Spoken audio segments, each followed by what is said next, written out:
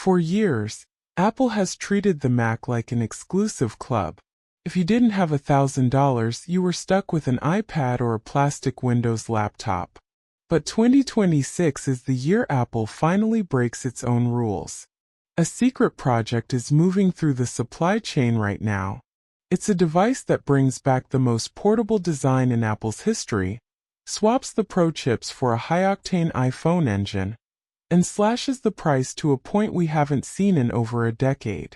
Whether they call it the MacBook Mini or the MacBook SE, one thing is certain. The budget laptop market is about to be set on fire. Today we're looking at the specs, the benchmarks, and the leaked spring 2026 release date. This is the $599 MacBook. Apple has a problem. For years, the iPad was supposed to be the budget entry into their world. But once you add a keyboard and a pencil, you're looking at nearly $1,000 for a tablet that still can't run real software. But what if Apple did the unthinkable? What if they took the legendary 12-inch form factor, stripped away the Pro fluff, and gave us a $599 macOS machine? It's 2026, and the leaks are no longer just whispers. They are detailed blueprints of a device that might just be the most disruptive laptop of the decade. This is the MacBook Mini, and it's changing the rules of the game. The design, a tale of two chassis. Apple doesn't like to waste money on R&D for budget products. They use the SE formula. Old body, new brains. Our sources point to two potential candidates for this machine.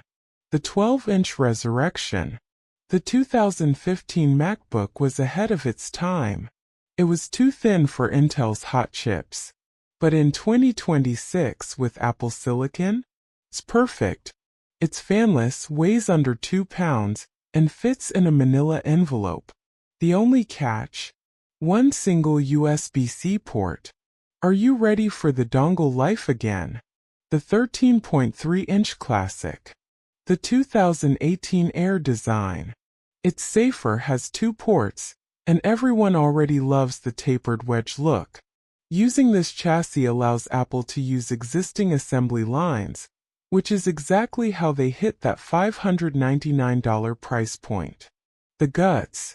The A18 Pro controversy. This is where things get controversial. To keep the cost under $600, Apple isn't using an M-series chip.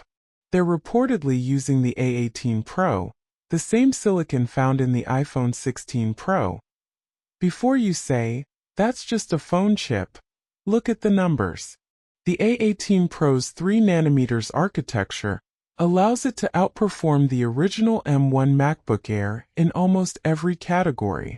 We're talking about a laptop that can handle 4K video editing, heavy multitasking, and Apple Intelligence features without breaking a sweat, all while being cooled passively.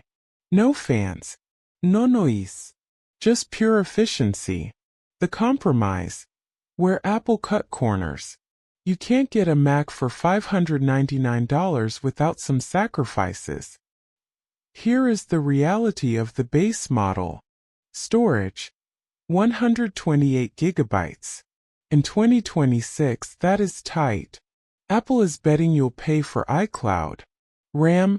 8 gigabytes of unified memory.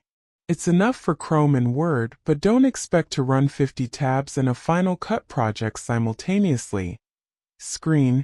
It's a standard LCD. No 120Hz promotion. No mini LED. Just a clean, bright Retina display. The timing is deliberate. A spring 2026 launch targets the education market right before graduation season. Apple wants this to be the graduation gift of the year.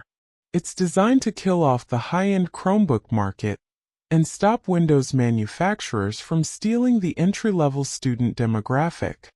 The MacBook Mini, or MacBook SE, isn't for the power users. It's for the writers, the students, and the coffee shop travelers who just want macOS in the lightest, cheapest package possible. If these leaks hold true, the $599 price tag will make this the best-selling Mac in history. This isn't just a new computer, it's Apple's Trojan horse. By dropping the price to $599, they aren't just selling you a laptop, they're locking in the next generation of students and creators before they even have a chance to look at a Chromebook. The real question is, does this render the iPad Pro obsolete? Or is there still a reason to pay more for less? I want to hear your take. Is the A18 Pro chip enough for your daily workflow? Or is 8 GB of RAM an automatic no-go in 2026? Drop a comment below. I respond to as many as I can. If you want to stay ahead of the curve on all things Apple Silicon, make sure you're subscribed. Hit that bell so you don't miss our upcoming real-world performance test of the A18 Pro. Thanks for watching, and I'll catch you in the next one.